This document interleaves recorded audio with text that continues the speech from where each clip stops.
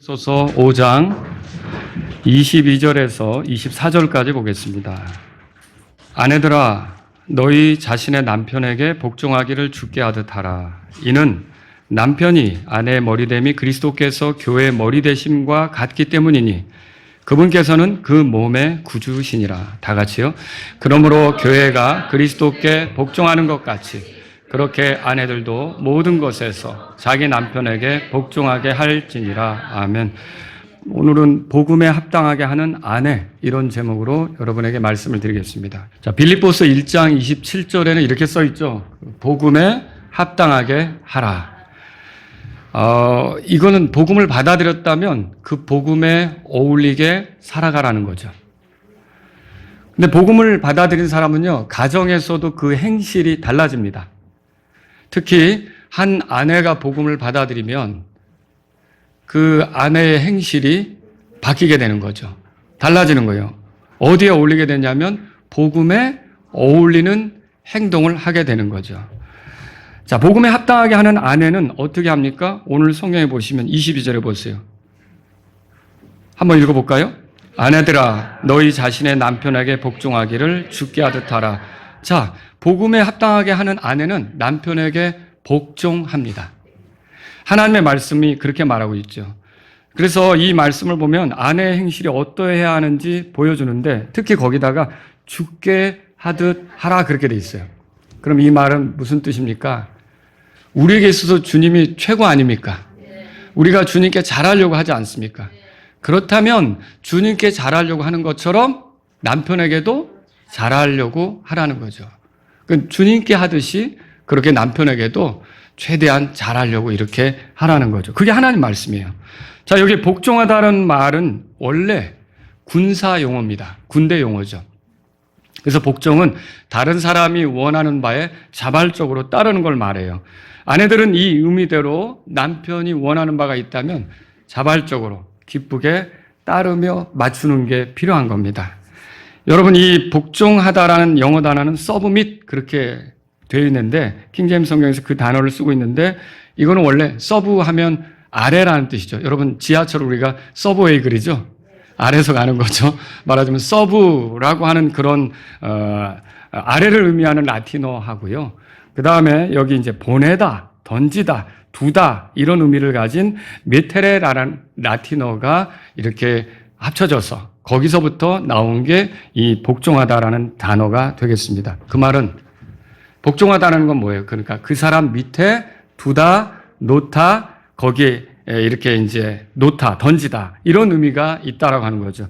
그래서 복종하다라는 말은 누군가의 힘, 뜻, 권위 아래 나를 두고 기쁘게 그렇게 그 위에 있는 그런 그 권위자를 따르는 것을 우리가 복종하다 그렇게 말할 수가 있어요. 그래서 스스로 남편의 권위 아래로 물러나서 남편을 기쁘게 하며 따르려고 하는 것을 우리가 복종한다 그렇게 말할 수가 있는 거죠. 근데 이제 여자에게 이 복종은 쉽지가 않습니다. 왜냐? 이 복종은 잘못하면 열등감을 느끼게 만들기 때문이죠. 왜 내가 따라야 돼? 왜 내가 저 사람에게 맞춰야 돼? 이런 생각이 들 수도 있는 거예요. 근데 여러분, 하나님은 남자와 여자 사이에 남자를 더 높게 만드셨습니까? 그건 아니죠. 여러분과 제가 성경에서 발견하는 거, 하나님의 말씀에서 발견하는 건 남자와 여자는 다 동등한 겁니다. 자, 그게 고린도전서 11장 11절에 나와요. 들어보세요. 그럼에도 불구하고 주 안에서는 여자 없이 남자만 있지 아니하고 남자 없이 여자만 있지 아니하느니라. 이 말이 남자나 여자나 다 같이 동등하다 이걸 보여주고 있는 거예요. 다만 대한민국의 국민이 아주 많다 할지라도 대통령은 몇 명입니까? 한 명이죠. 회사에 직원들이 많이 있다 할지라도 CEO는 몇 명입니까? 한 명이죠. 마찬가지로 가족 구성원이 여러 명일지라도 가장 역할을 하는 사람은 한 명이어야 한다는 거죠. 그래서 그게 성경을 통해 보면 남편이 그 위치에 있고 하나님의 말씀은 남편에게 그런 일을 잘 해야 한다고 또 가르치고 있고 그래서 우리가 이런 원리를 배우는 거죠. 그래서 오늘 이 말씀에 따라서 현 세상을 우리가 이제 구원받은 아내, 복음을 받아들이는 아내로서 어떻게 남편과 같이 더불어 살아가야 되는지 말씀에 따라 배우기를 원하는 겁니다. 자, 여기서 몇 가지 생각해 보려고 하는데 첫 번째는 이거예요. 아내는 어떻게 남편에게 복종해야 하는가? 여기 22절에 죽게 하듯 하라 찾으셨죠? 여러분, 주님은 우리 삶에서 최고의 권위를 가지신 분이시죠? 예, 죽게 하듯 하라는 말은 주님께 잘 하려고 하는 마음이 있다면 남편에게도 그렇게 하라는 거예요. 근데 어떤 사람은 주님께는 잘하지만 남편에게는 그럴 수 없다. 그리고 하여튼 주님께 잘한다고 성경책 가방 들고서 아침에 또 애들 다 보내고 남편 출근하면 교회 가서 이제 있으려고 하고, 다행히 우리 교회는 없어요, 그런 분들이. 근데 그렇게 하면서 하루 종일 보내고 남편이 귀가하면 설거지는 산더미 같이 쌓여있고 세탁기에는 빨래가 처리 안 된 게 있고, 왜 이렇게 다니는 거야? 주님을 위해서. 여러분, 이거 맞습니까? 이건 온전치 않은 거죠. 여러분, 우리가 주님께 잘하려고 한다면 또한 남편에게도 잘하고 자녀에게도 잘해야 되는 거예요. 여러분, 그리스도인은 탈권위를 주장해서 됩니까? 탈권위 아닙니다. 권리를 남용하거나 오용하는 것은 문제입니다. 그 권위를 가진 자, 이 권위를 가진 자는 그 권위를 잘 사용하는 것이 필요하죠. 그 권위를 잘못 사용하는 게 여기저기서 드러난다고 해서 탈권위를 외친다. 이거는 그리스도인에게 어울리지 않는 거죠. 탈권위는 혼란과 무질서를 초래하게 됩니다. 모든 권위는 사실 어디서부터 비롯되느냐? 하나님에게서 비롯되는 거죠. 그러니까 우리가 인정하는 권위는 하나님께서 주신 권위예요. 하나님께서 허용하지 않으면 권위가 없는 거죠. 목사의 권위요? 목사 자체에게 무슨 권위가 있겠습니까? 그런데 하나님께서 교회를 맡겼고 하나님 말씀을 풀어 전달하는 직무를 주셨기 때문에 거기에 하나님에 의해서 권위가 있는 것이지, 그렇지 않다면 여러분, 거기에는 더 이상 목사로서의 권위는 없는 겁니다. 여러분, 우리가 하나님께서 주신 권위를 인정하지 않고 무시하는 것은 결국 누구와 충돌하는 셈이 됩니까? 하나님하고 충돌하는 셈이죠.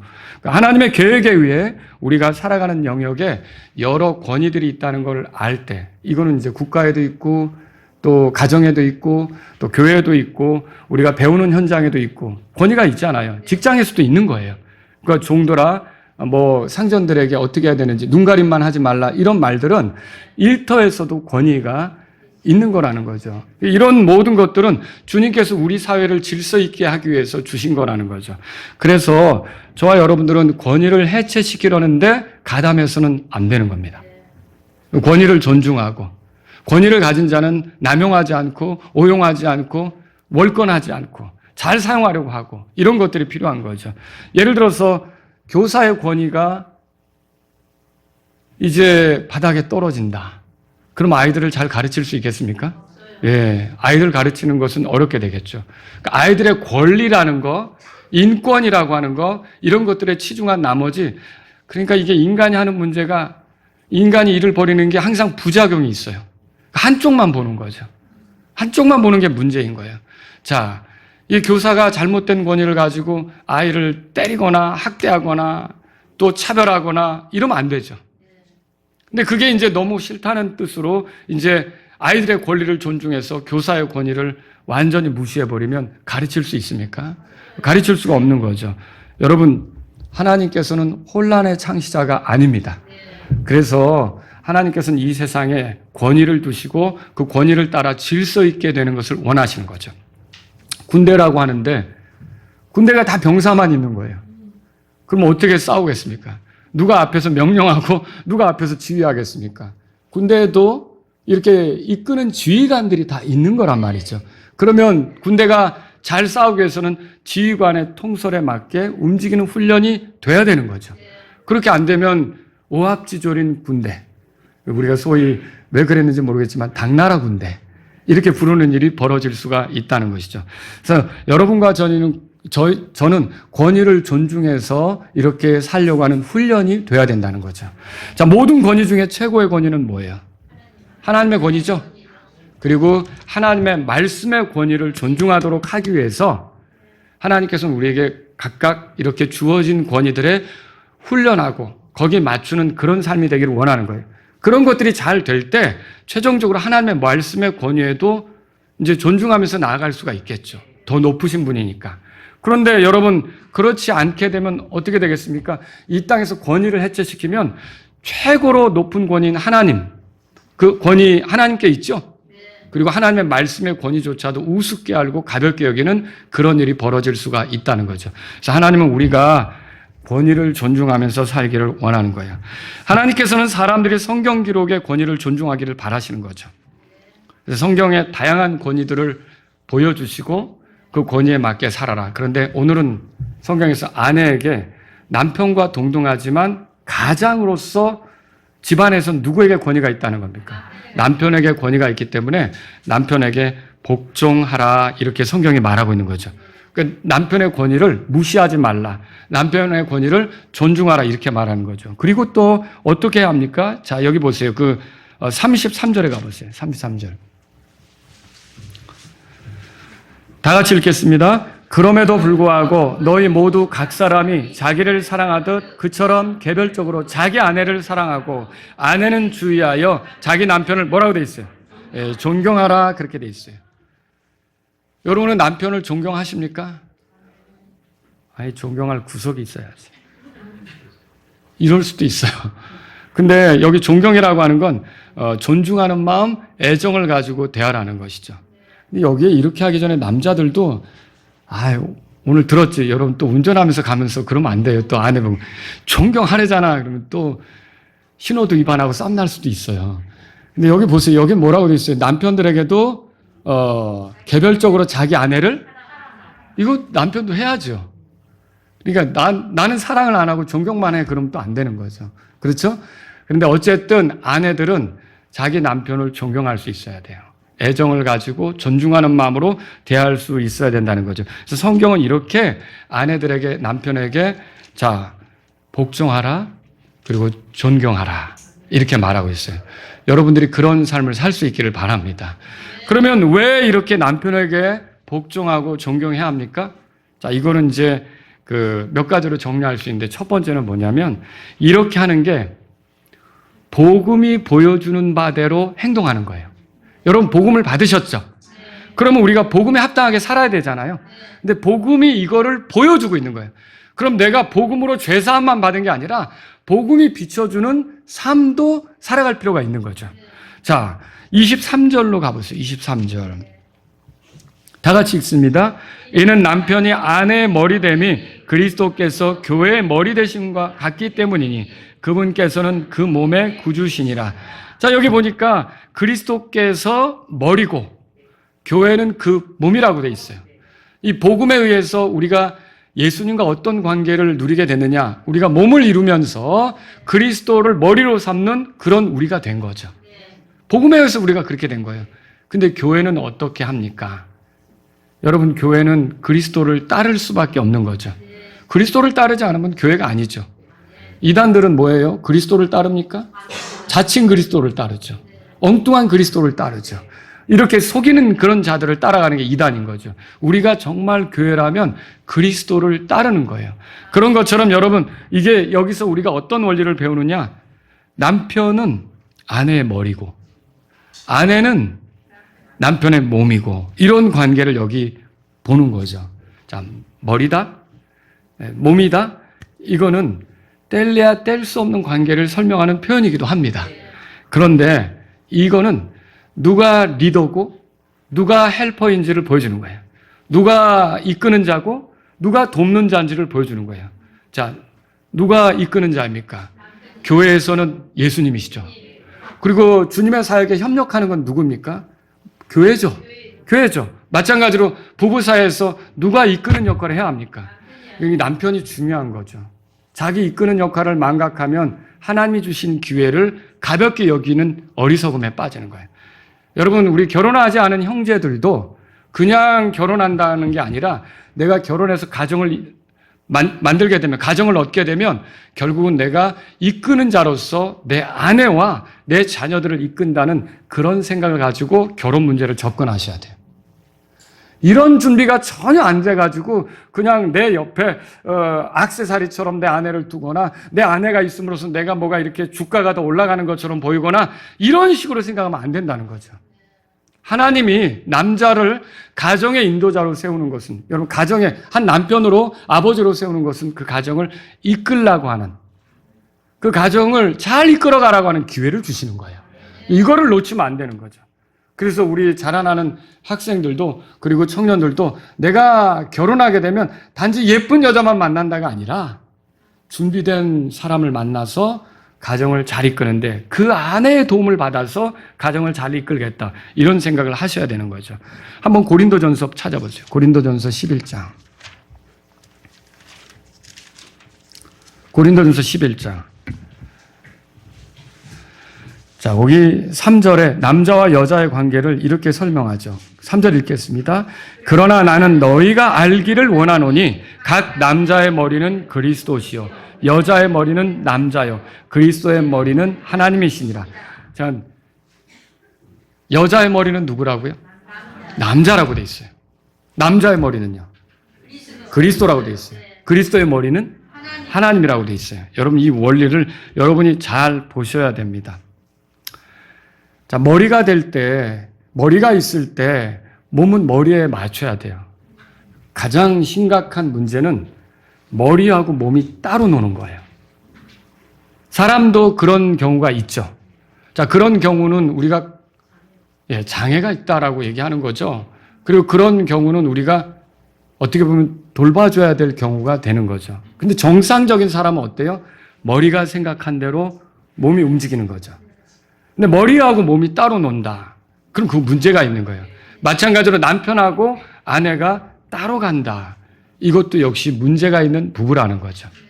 남편이 돼서 그리스도와 따로 생활한다. 남자의 머리는 누구라 그랬어요? 그리스도라 그랬잖아요. 근데 그리스도와 따로 논다. 이 남편도 문제인 거예요. 이것도 회개해야 될 일이에요. 계속 그렇게 가면 안 돼요. 그럼 여러분, 그리스도는 그 머리가 하나님이신데 대답해 보세요. 그리스도는 계속 하나님께 맞추셨는가? 맞추셨죠? 지극히 정상적인 모습을 보여준 거예요. 그러면 남자들도, 남편들도 그리스도를 따라야 되는 거예요. 그리고 그 아내들도 그 남자를 따를 때 이게 뭔가 질서 있고 아름다운 모습이 드러나게 되는 거죠. 그래서 이게 여자의 머리가 남자다. 그러면 여자는 남자를 따르려고 해야 되는 거죠. 자, 제가 구체적으로 예수님께서 그리스도로서 어떻게 하나님을 따랐는지, 그분을 머리로 삼고 어떻게 따랐는지 빌립보서 2장을 통해서 말씀드릴게요. 한번 찾아보세요. 빌립보서 2장. 이게 복음이에요. 우리가 구원받게 된 게 이런 원리로 구원받은 거라는 거죠. 자, 빌립보서 2장에 펴보시면요. 그리스도는 본래 하나님의 형체로 계신다고 돼 있어요. 그죠? 6절에. 이 말이 뭐예요? 하나님 우리가 볼 수 있습니까? 하나님 볼 수 없죠? 근데 그리스도를 보면 하나님을 알 수 있는 그런 형체라는 거죠. 아, 저분을 보니까 하나님이 어떤 분이신지를 알겠다. 그게 하나님의 형체로 계신다는 뜻이에요. 자, 그리스도는 하나님과 동등하십니까? 네. 동등하시죠? 그래서 6절에 보세요. 하나님의 형체로 계시고 하나님과 동등한데 이걸 강탈 행위로 여기지 않는다는 거예요. 자, 제가 만약에 혹은 여러분이 만약에 나는 하나님과 동등하다. 그럼 그 강탈이에요. 하나님께 모욕인 거예요. 있을 수 없는 표현인 거예요. 그런데 그리스도는 그분 자신이 하나님이라고 말해도 문제가 없는 거예요. 그리스도는 하나님이신 거예요. 하나님과 동등하신 거죠. 전혀 문제가 없는 거죠.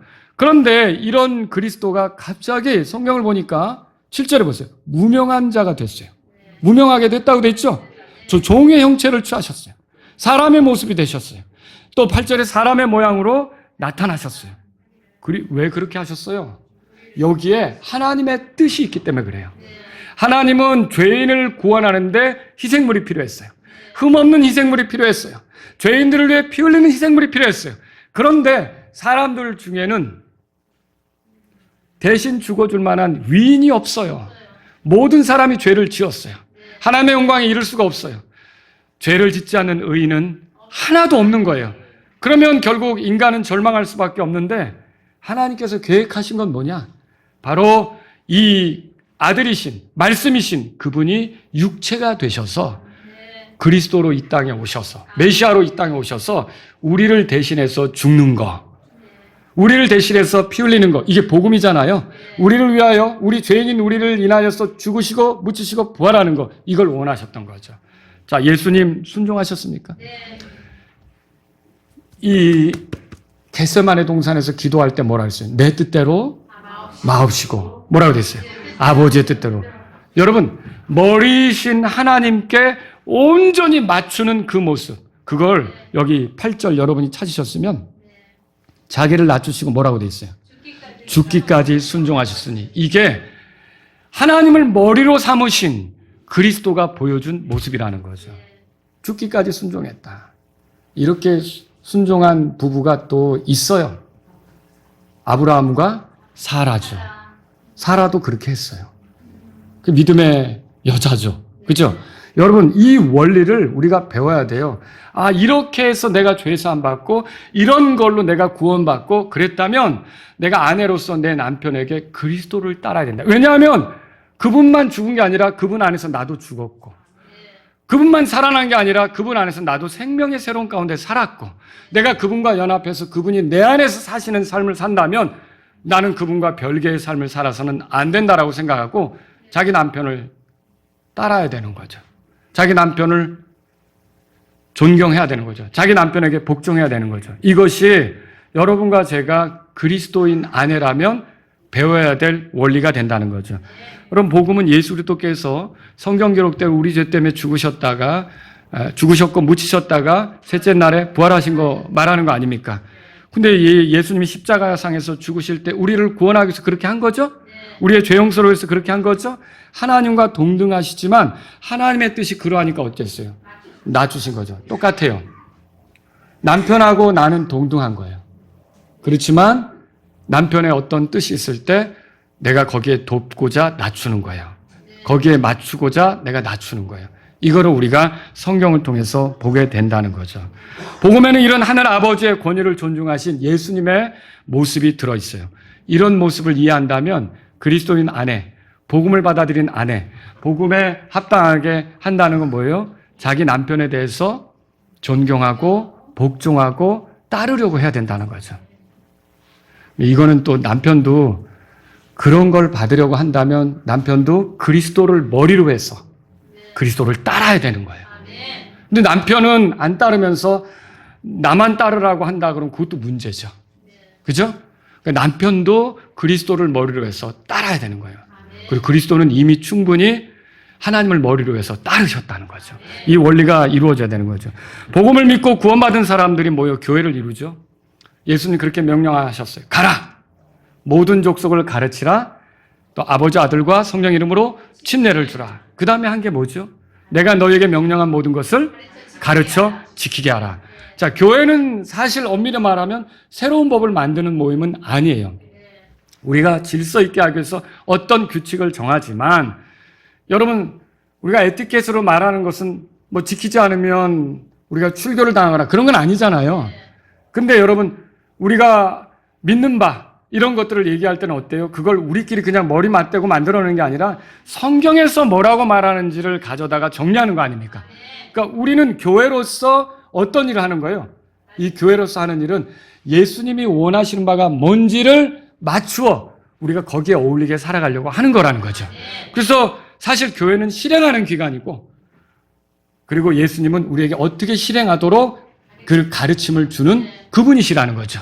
그래서 우리가 이런 걸 안다면 여러분과 제가 교회가 그런 원리다 그러면 남편과 아내 사이에서도 아내가 이렇게 남편에게 따라야 되는 거예요. 이 군대로 말하면 내가 병사로서 지휘관을 따라야 되듯이 내가 집안에서 내 남편을 그렇게 따라야겠구나라고 생각하는 것이 복음에 합당하게 하는 아내의 모습이라는 거죠. 여러분, 그래서 이게 우리가 복음에 어울리게 하기 때문에 이렇게 해야 되는 거예요. 두 번째는 뭐냐면 이게 주 안에서 마땅하기 때문에 그래요. 한번 찾아보세요. 골로새서 3장입니다.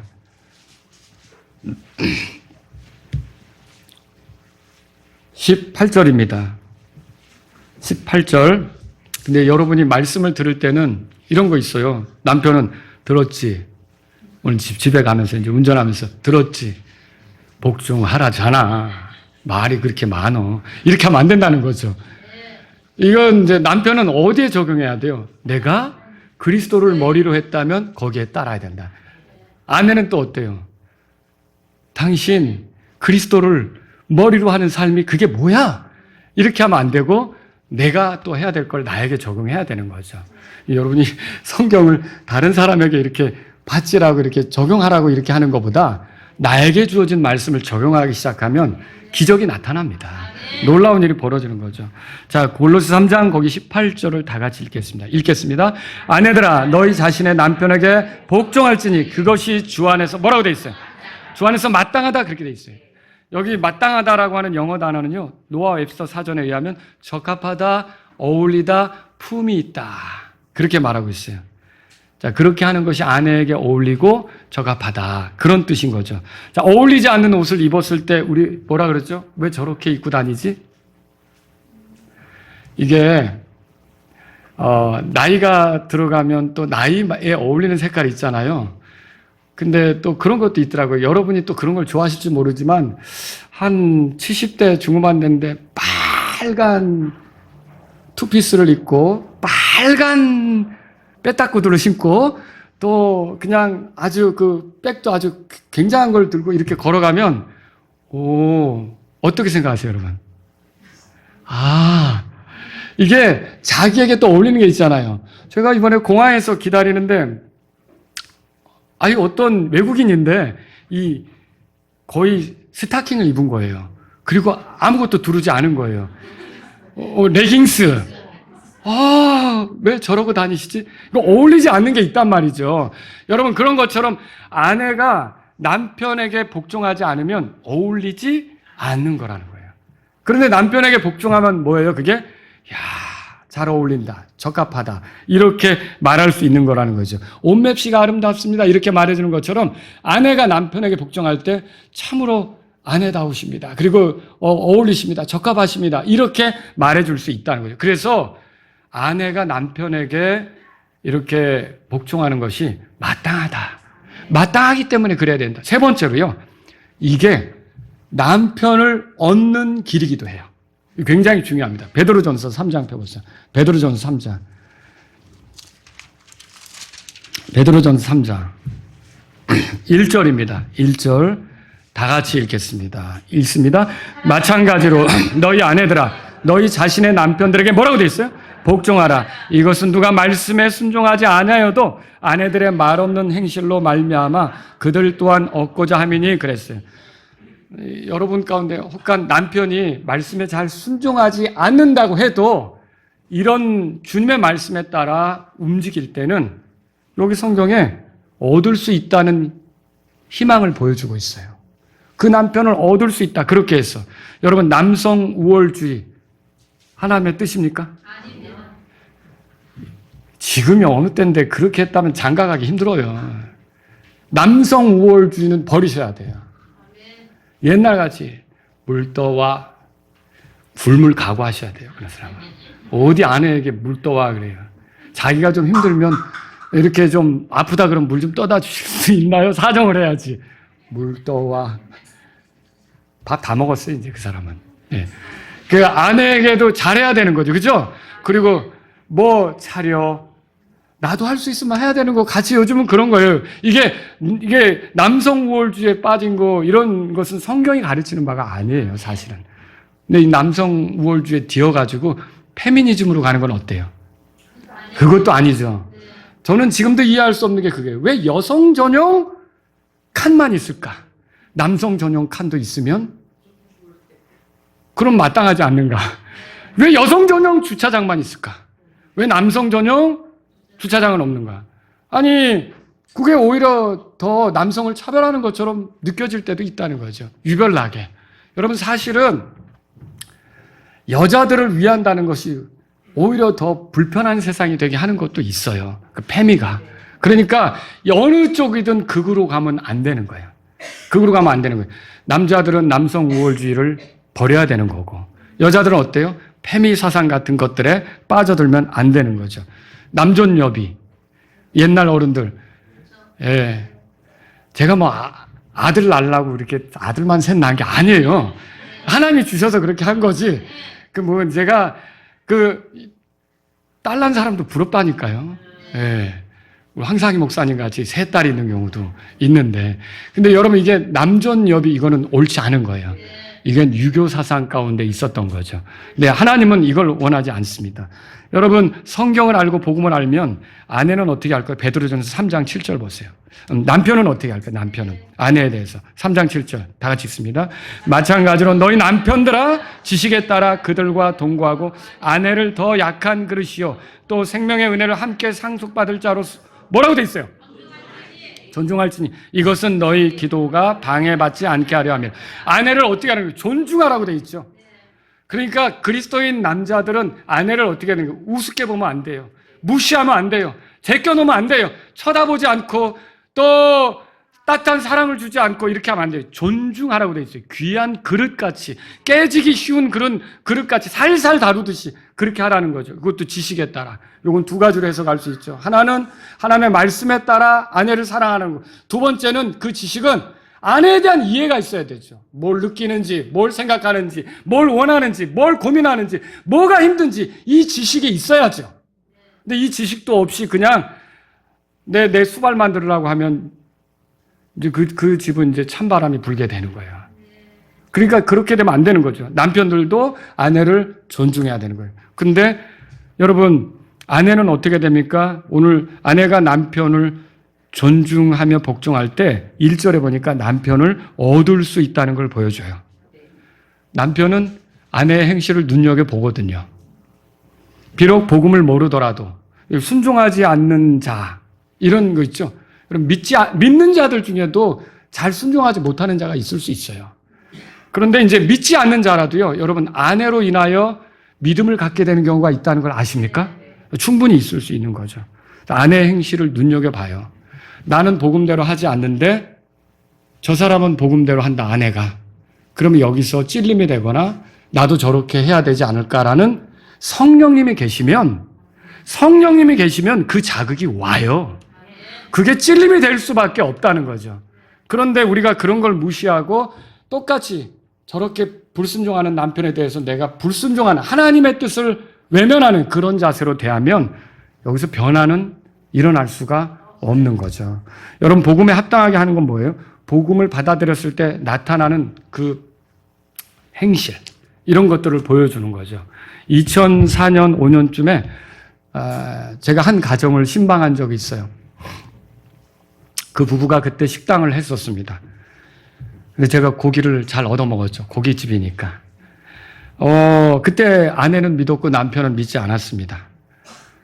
근데 이제 마라나타 침례교를 하면서 이제 아내분은 우리 교회 이제 시작 멤버가 되고 이렇게 같이 신앙생활을 했는데 2010년 1월부터 그 남편분이 우리 교회에 출석하게 됐어요. 처음에는 듣기 힘들어 했죠. 그리고 오전에만 다 그렇잖아요. 여러분이 교회 오자마자 이게 다 들립니까? 저도 들렸으면 좋겠어요. 근데 그게 안 되는 거예요. 졸기도 할 수 있죠. 여기 우리 교회 처음 와서 조신 분들도 있어요. 지금은 안 들고 이렇게 눈이 저랑 마주치고 있지만 이게 잘 안 들리기도 하거든요. 그래서 오전 예배만 드리면 이제 가는 일이 있죠. 나 먼저 갈게 하고 가시죠. 그런데 2014년 8월 여름 수련회에서 마침내 그 남편이 복음을 듣고 구원받았어요. 정말 놀라운 기적이었죠. 경배에도 잘 참석하고 모임에도 잘 참석하고 가족과 특송도 하고 형제님들과도 특송을 하고 그리고 마지막 특송은 2019년 6월이었어요. 그리고 한 달 뒤 앓고 있었던 폐암으로 결국 하늘나라에 가셨어요. 자, 제가 그 부부를 지켜보면서 제 아내하고 나눴던 이야기가 있어요.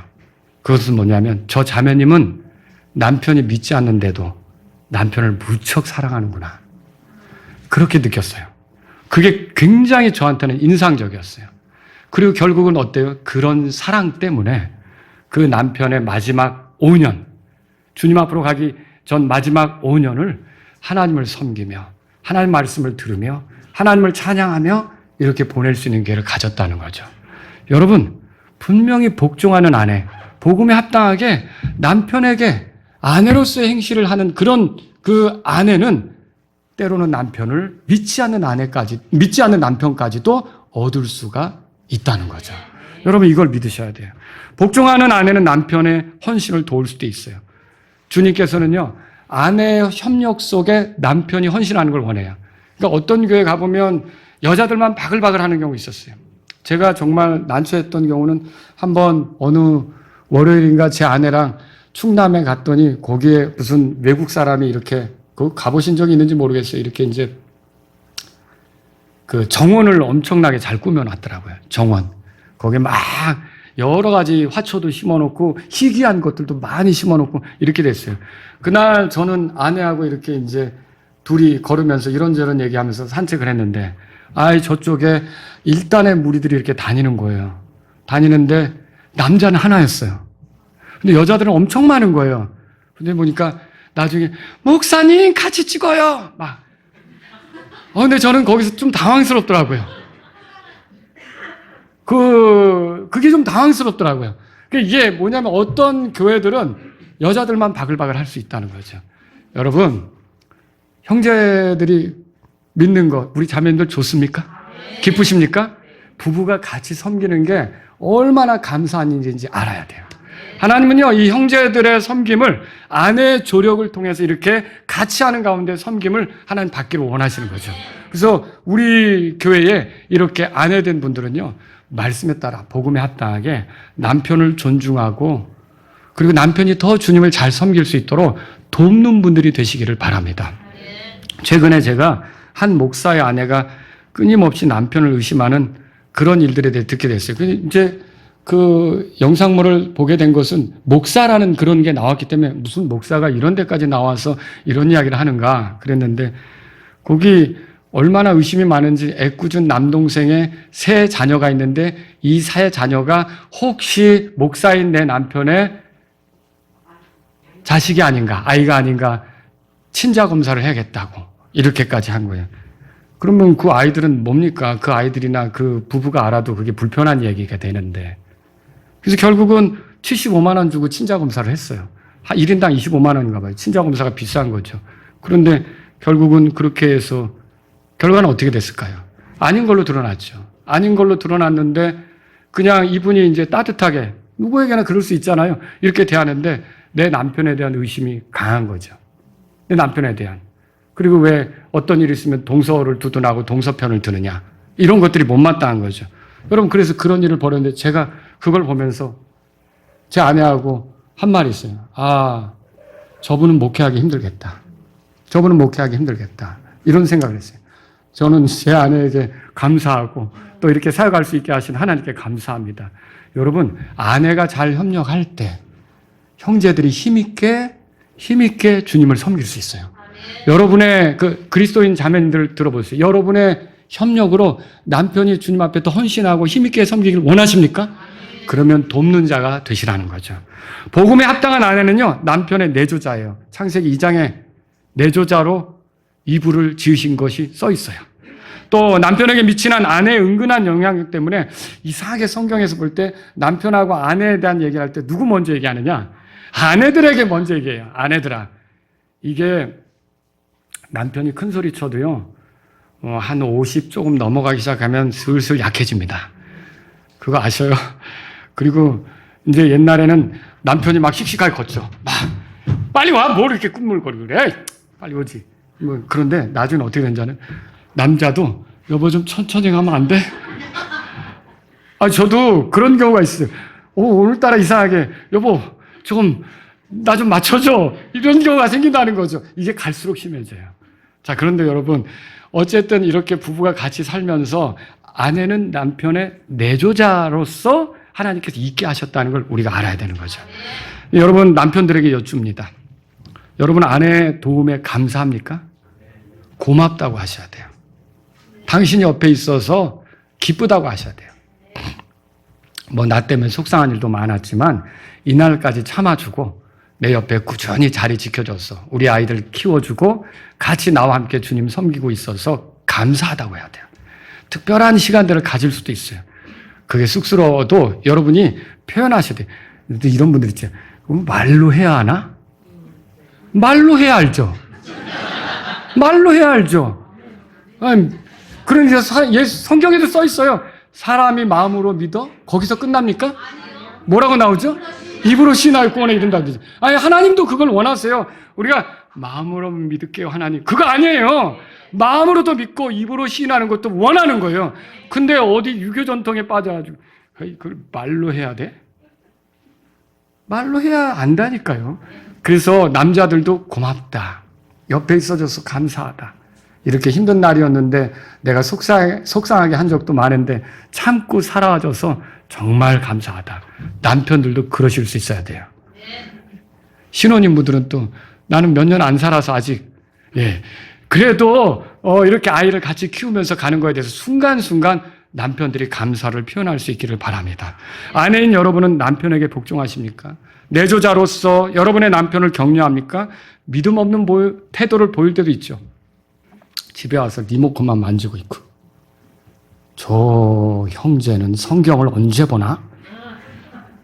그런데 또 그러죠. 안 볼 때 다 봐.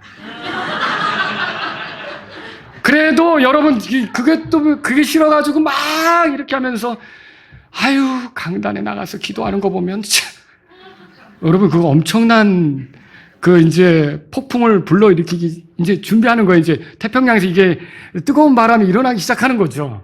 그렇게 할 게 아니라 여러분 그런 태도를 보일 때도 얼마나 고단하면 얼마나 지쳐 있으면 여보 많이 힘들지? 당신으로 인해 내가 이렇게 살아서 우리 가족이 이렇게 사니까 고마워. 당신 수고에 감사해. 아내들도 그런 말을 할 수가 있어야 되는 거죠. 나는 하는데요? 그럼 좋죠. 계속 하셔요. 네? 남자들은 이렇게 수고했어요. 고마워요. 이런 말들을 좋아한다고 하더라고요. 여러분, 에베소 5장 33절에 아내는 주야에 자기 남편을 존경할지니라 그랬어요. 그 말씀대로 해야 되는 거죠. 주님의 뜻은 아내가 남편을 존경하는 거예요. 존경한다는 게 뭐예요? 공손히 섬기고 공경한다는 뜻. 요 단어가 킹제임스 성경에서 이 단어가 어떻게 번역이 되냐면 공경이라는 단어로 다른 데서 여러 번 번역이 됐어요. 그래서 공경한다는 건 뭐예요? 윽박지르는 거 아닙니다. 그리고 무시하는 거 아닙니다. 외면하는 거 아닙니다. 이 공경한다는 건 뭐예요? 없는 사람 취급하는 거 아닙니다. 남편을 항상 존중하고 또 생각하고 배려하고 이런 것들이 공경하는 거죠. 남편이 내 마음에 들지 않더라도 그가 무엇을 중요하게 여기는지 생각해서 주님을 위해서 뭔가 하려고 할 때 도우려고 하는 거죠. 잘 안 될 때도 있어요. 그래도 당신 노력 중이니까. 제가 이번에 베트남 가서 그 부부들의 모습을 보면서 그런 것 느꼈어요. 그분들은 그건 참 귀하더라고요. 자기 남편을 도우려고 하는 그런 마음들은 정말 아름답더라고요. 제가 그것 때문에 큰 감동을 받았어요. 여러분, 주님을 잘 섬기는 모습은 부부관계 속에서 나타나는 거예요. 남편에게 복종함으로 이제 아내에게서는 복음에 합당하게 하는 게 나오는 거죠. 여러분, 아내들은 생각해보세요. 남편이 잘 되기를 위해 늘 힘쓰십니까? 수고하셨어요, 고마워요, 이런 말 자주 하십니까? 필요한 게 뭔지 생각해보고 도우려고 하십니까? 가까운 애정 표현, 이런 걸 위해서 우리가 말을 놓을 수도 있지만 때로는 아이들 앞에서 존중하는 말을 써서 높여주기도 하고 이런 거 필요하다는 거예요. 너무 조선시대처럼 말하는 건 아니죠. 부인, 이리 와 보시오. 뭐 이런 식으로 하라는 얘기는 아니에요, 또. 그런데 여러분, 우리가 어쨌든 따뜻하게 말을 놓을 수도 있지만 어느 때는 어때요? 존중하는 말로 이렇게 갈 수가 있는 거죠. 교회의 가장 아름다운 모습이 뭘까요? 어떤 교회가 여러분 최고의 교회라고 생각하십니까? 머리이신 예수님에게 잘 맞추는 교회예요. 마라나타 침례교회 그런 교회 되기를 원하십니까? 그럼 이 원리를 부부 사이에도 가져오세요. 제일 멋진 아내는 남편을 존중하고 내조자로서 잘 따르는 아내예요. 세상이 질서 있게 돌아가려면 복종이 필요해요. 그렇지 않으면 다 군림하기만 원한다면 어때요? 맨날 싸우죠. 이 정치권에서 일어나는 싸움은 다 그거 아닙니까? 내가 군림하겠다는 거 아닙니까? 근데 성경은 가정에서 그렇게 하는 걸 원하지 않고 복종하기를 원하는 거예요. 자, 너희 중에 으뜸이 되고자 하는 자는 목소리를 크게 하라. 그렇게 합니까? 섬기는 자가 되라고 말하잖아요. 우리가 세상이 그렇게 굴러가도 우리는 복음을 받아들였고 복음에 합당하게 하는 사람으로서 우리 자신을 종으로서 섬기는 자로 내어주는 그런 생활이 돼야 된다는 걸 믿으시기 바랍니다. 그래서 이 말씀을 들은 여러분의 가정이 정말 하나님께 잘 헌신된 복된 가정이 될 수 있기를 바랍니다. 기도하겠습니다. 다 같이 일어나겠습니다.